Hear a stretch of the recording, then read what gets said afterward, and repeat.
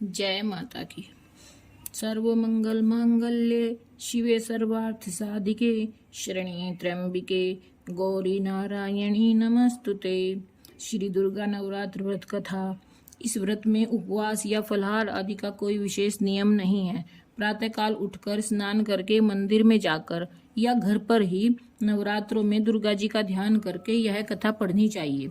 कन्याओं के लिए यह व्रत विशेष फलदायक है। श्री जगदम्बा जी की कृपा से सब विघ्न दूर होते हैं। कथा के अंत में बारंबार दुर्गा माता तेरी सदा ही जय हो का उच्चारण करना चाहिए। कथा प्रारंभ। बृहस्पति जी बोले, हे ब्राह्मण, आप अत्यंत बुद्धिमान, सर्वशास्त्र और चारों वेदों को जानने वालों में श्रेष्ठ हो। हे प्रभु, कृपा कर मेरा वचन सुनो। चैत्र, अश्विन, माघ और आषाढ़ मास के शुक्ल पक्ष में नवरात्र का व्रत और उत्सव क्यों किया जाता है? हे भगवान, इस व्रत का फल क्या है? किस प्रकार करना उचित है? और पहले इस व्रत को किसने किया, सो विस्तार से कहो। बृहस्पति जी का ऐसा प्रश्न सुनकर ब्रह्मा जी कहने लगे कि हे बृहस्पति, प्राणियों का हित करने की इच्छा से तुमने बहुत ही अच्छा प्रश्न किया है। जो मनुष्य मनोरथ पूर्ण करने वाली दुर्गा, महादेवी, सूर्य और नारायण का ध्यान करते हैं, वे मनुष्य धन्य हैं। यह नवरात्र व्रत संपूर्ण कामनाओं को पूर्ण करने वाला है। इसके करने से पुत्र चाहने वाले को पुत्र, धन चाहने वाले को धन, विद्या चाहने वाले को विद्या और सुख चाहने वाले को सुख मिल सकता है। इस व्रत को करने से रोगी मनुष्य का रोग दूर हो जाता है और कारागार हुआ मनुष्य बंधन से छूट जाता है। मनुष्य की तमाम आपत्तियां दूर हो जाती हैं और उसके घर में संपूर्ण संपत्तियां आकर उपस्थित हो जाती हैं। बंध्या और कोकबंध्या को इस व्रत के करने से पुत्र उत्पन्न होता है। समस्त पापों को दूर करने वाले इस व्रत के करने से ऐसा कौन सा मनोरथ है जो सिद्ध नहीं हो सकता? जो मनुष्य अलभ्य मनुष्य देह को पाकर भी नवरात्र का व्रत नहीं करता, वह माता पिता से हीन हो जाता है, अर्थात उसके माता पिता मर जाते हैं और अनेक दुखों को भोगता है। उसके शरीर में कुष्ठ हो जाता है और अंग से हीन हो जाता है। उसके संतानोत्पत्ति नहीं होती है। इस प्रकार वह मूर्ख अनेक दुख भोगता है। इस व्रत को न करने वाला मनुष्य धन और धान्य से रहित हो भूख और प्यास के मारे पृथ्वी पर घूमता है और गूंगा हो जाता है। जो विधवा सधवा स्त्री भूल से इस व्रत को नहीं करती, वह पतिहीन होकर नाना दुखों को भोगती है। यदि व्रत करने वाला मनुष्य सारे दिन का उपवास न कर सके तो एक समय भोजन करे। उस दिन बांधुओं सहित नवरात्र व्रत की कथा करे। हे बृहस्पति, जिसने पहले इस व्रत को किया उसका पवित्र इतिहास मैं तुम्हें सुनाता हूँ। तुम सावधान होकर सुनो। इस प्रकार ब्रह्मा जी का वचन सुनकर बृहस्पति जी बोले कि हे ब्राह्मण, मनुष्यों का कल्याण करने वाले इस व्रत के इतिहास को मेरे लिए कहो। मैं सावधान होकर सुन रहा हूँ। आपकी शरण में आए मुझ पर कृपा करो। ब्रह्मा जी बोले कि पीठक नाम के मनोहर नगर में एक अनाथ नाम का ब्राह्मण रहता था। वह भगवती दुर्गा का भक्त था। उसके संपूर्ण सद्गुणों से युक्त ब्रह्मा की पहली रचना हो ऐसी यथार्थ नाम वाली सुमति नाम की एक अत्यंत सुंदर पुत्री उत्पन्न हुई। वह कन्या सुमति अपने घर के बालकपन में अपनी सहेलियों के साथ क्रीड़ा करती हुई इस प्रकार बढ़ने लगी जैसे शुक्ल पक्ष में चंद्रमा की कला बढ़ती है। उसका पिता प्रतिदिन जब दुर्गा की पूजा और होम किया करता था, उस समय वह भी नियम से वहां उपस्थित होती थी। एक दिन वह सुमति अपनी सखियों के साथ खेलने लग गई और भगवती के पूजन में उपस्थित नहीं हुई। उसके पिता को पुत्री की ऐसी असावधानी देखकर क्रोध आया और पुत्री से कहने लगा कि हे दुष्ट पुत्री, आज प्रभात से तुमने भगवती का पूजन नहीं किया। इस कारण मैं किसी कुष्ठी और दरिद्री मनुष्य के साथ तेरा विवाह करूंगा।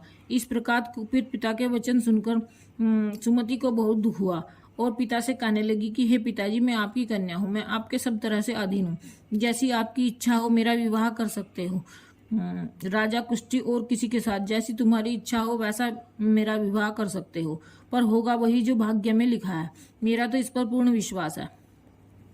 मनुष्य न जाने कितने मनोरथों का चिंतन करता है, पर होता वही है जो भाग्य में विधाता ने लिखा है। जो जैसा करता है उसको फल भी उस कर्म के अनुसार मिलता है, क्योंकि कर्म करना मनुष्य के अधीन है और फल देव के अधीन है। जैसे अग्नि में पड़े तृणादि अग्नि को अधिक प्रदीप्त कर देते हैं, उसी तरह अपनी कन्या के ऐसे निर्भयता से कहे हुए वचन सुनकर उस ब्राह्मण को अधिक क्रोध आया। तब उसने अपनी कन्या का एक कुष्ठी के साथ विवाह कर दिया और अत्यंत क्रुद्ध होकर पुत्री से कहने लगा कि जाओ जाओ, जल्दी जाओ, अपने कर्म का फल भोगो। देखें केवल भाग्य के भरोसे रहकर तुम क्या करती हो।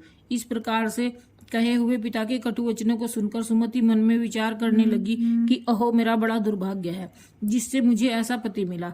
इस तरह अपने दुख का विचार करती हुई वह सुमति अपने पति के साथ वन में चली गई और भयावह कुशायुक्त उस स्थान पर उन्होंने वह रात बड़े कष्ट से व्यतीत की। उस गरीब बालिका की ऐसी दशा देखकर भगवती पूर्व पुण्य के प्रभाव से प्रकट होकर सुमति से कहने लगी कि हे दीन ब्राह्मणी, मैं तुम पर प्रसन्न हूँ। तुम जो चाहो सो वरदान मांग सकती हो। मैं प्रसन्न होने पर मनवांछित फल देने वाली हूँ।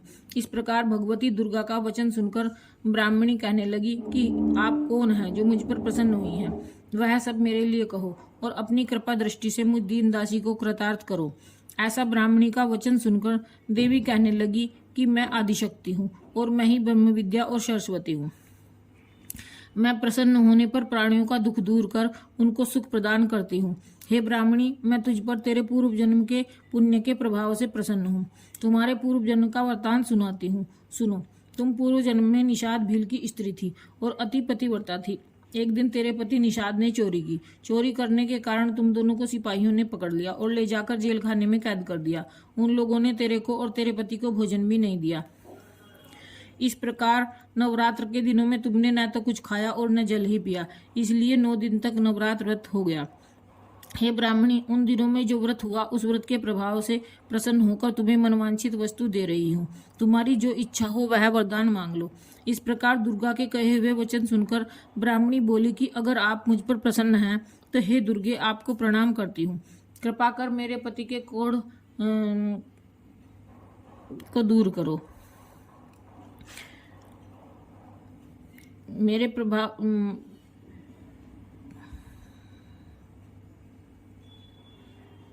मेरे प्रभाव से तेरा पति को कुष्ठ से रहित और सोने के समान शरीर वाला हो जाएगा। देवी कहने लगी कि उन दिनों में जो तुमने व्रत किया उस व्रत के प्रभाव से एक दिन का पुण्य अपने पति का कुष्ठ दूर करने के लिए अर्पण करो। मेरे प्रभाव से तेरा पति कुष्ठ से रहित और सोने के समान शरीर वाला हो जाएगा। ब्रह्मा जी बोले कि इस प्रकार देवी का वचन सुनकर वह ब्राह्मणी बहुत प्रसन्न हुई और पति को निरोग करने की इच्छा से ठीक है ऐसे बोली। तब उसके पति का शरीर भगवती दुर्गा की कृपा से कुष्ठहीन होकर अति कांतियुक्त हो गया, जिसकी कांति के सामने चंद्रमा की कांति भी क्षीण हो जाती है। वह ब्राह्मणी पति की मनोहर देह को देखकर देवी को अति पराक्रम वाली समझकर स्तुति करने लगी कि हे दुर्गे, आप दुर्गति को दूर करने वाली, तीनों जगत की संताप हरने वाली, समस्त दुखों को दूर करने वाली, रोगी मनुष्य को निरोग करने वाली, प्रसन्न होने पर मनवांछित वस्तु को देने वाली और दुष्ट मनुष्य का नाश करने वाली हो। तुम ही सारे जगत की माता और पिता हो। हे अम्बे, मुझे अपराध रहित अबला की मेरे पिता ने कुष्ठी के साथ विवाह कर मुझे घर से निकाल दिया। उसकी निकाली हुई पृथ्वी पर घूमने लगी। आपने ही मेरा इस आपत्ति रूपी समुद्र से उद्धार किया है। हे देवी, मैं आपको प्रणाम करती हूँ, मुझ दीन की रक्षा कीजिए। ब्रह्मा जी बोले कि हे बृहस्पति, इसी प्रकार उस सुमति ने मन से देवी की बहुत स्तुति की। उससे की हुई स्तुति सुनकर देवी को बहुत संतोष हुआ और ब्राह्मणी से कहने लगी कि हे ब्राह्मणी, तेरे उदालक नाम का अति बुद्धिमान, धनवान, कीर्तिमान और जितेंद्रिय पुत्र शीघ्र ही होगा। ऐसा कहकर वह देवी उस ब्राह्मणी से फिर कहने लगी कि हे ब्राह्मणी, और जो कुछ तेरी इच्छा हो वही मनवांछित वस्तु मांग सकती है। ऐसा भगवती दुर्गा का वचन सुनकर सुमति बोली कि हे भगवती दुर्गे, अगर आप मेरे पर प्रसन्न हैं तो कृपा कर मुझे नवरात्र व्रत विधि बतलाइए। हे दयावती, जिस विधि से नवरात्र व्रत करने से आप प्रसन्न होती हैं उस विधि और उसके फल को मेरे लिए विस्तार से वर्णन करें। इस प्रकार ब्राह्मणी के वचन सुनकर दुर्गा कहने लगी कि हे ब्राह्मणी, मैं तुम्हारे लिए संपूर्ण पापों को दूर करने वाली नवरात्र व्रत विधि को बतलाती हूँ, जिसको सुनने से तमाम पापों से छूटकर मोक्ष की प्राप्ति हो जाती है। आश्विन मास के शुक्ल पक्ष की प्रतिपदा से लेकर 9 दिन तक विधि पूर्वक व्रत करे। यदि दिन भर का व्रत न रख सके तो एक समय भोजन करे। पढ़े लिखे ब्राह्मणों से पूछकर कलश स्थापना करे और वाटिका बनाकर उसको प्रतिदिन जल से सींचे। महाकाली, महालक्ष्मी और महासरस्वती इनकी मूर्तियां बनाकर उनकी नित्य विधि सहित पूजा करे और पुष्पों से विधि पूर्वक अर्घ्य दे। बिजोरा के फूल से अर्घ्य देने से रूप की प्राप्ति होती है। जायफल से कीर्ति, दाख से कार्य की सिद्धि होती है। आंवले से सुख और केले से भूषण की प्राप्ति होती है। इस प्रकार फलों से अर्घ्य देकर यथाविधि हवन करे। खांड, घी, गेहूं, शहद, जौ, तिल, बिल्व, नारियल, दाख और कदम इनसे हवन करे। गेहूं से होम करने से लक्ष्मी की प्राप्ति होती है। खीर व चंपा के पुष्पों से धन और पत्तों से तेज और सुख की प्राप्ति होती है। आंवले से कीर्ति और केले से पुत्रोई, कमल से राज सम्मान और दाखों से सुख संपत्ति की प्राप्ति होती है। खांड, घी, नारियल, जौ और तिल इनसे तथा फलों से होम करने से मनवांछित वस्तु की प्राप्ति होती है।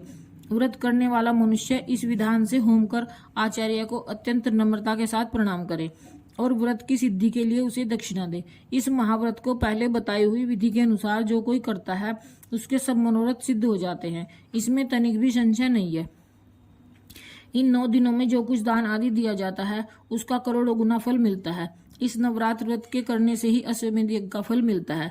हे ब्राह्मणी, इस संपूर्ण कामनाओं को पूर्ण करने वाले उत्तम व्रत को तीर्थ, मंदिर अथवा घर में ही विधि के अनुसार करे। ब्रह्मा जी बोले कि हे बृहस्पति, इस प्रकार ब्राह्मणी को व्रत की विधि और फल बताकर देवी अंतर्ध्यान हो गई। जो मनुष्य या स्त्री इस व्रत को भक्ति पूर्वक करता है वह इस लोक में सुख पाकर अंत में दुर्लभ मोक्ष को प्राप्त होता है। हे बृहस्पति, यह दुर्लभ व्रत का माध्यम मैंने तुम्हारे लिए बतलाया है। बृहस्पति जी कहने लगे कि हे ब्राह्मण, आपने मुझ पर अति कृपा की जो अमृत के समान इस नवरात्र व्रत का महात्म सुनाया। हे प्रभु, आपके बिना इस महात्म को कौन सुना सकता है। ऐसे बृहस्पति जी के वचन सुनकर ब्रह्मा जी बोले कि हे बृहस्पति, तुमने सब प्राणियों का हित करने वाले इस अलौकिक व्रत को पूछा, इसलिए तुम धन्य हो। यह भगवती शक्ति संपूर्ण लोकों की पालना करने वाली है। इस महादेवी के प्रभाव को कौन जान सकता है। बोलो दुर्गे माता की जय, बोलो शेरा वाली माता की जय, बोलो जगत जननी जगदम्बे मैया की जय।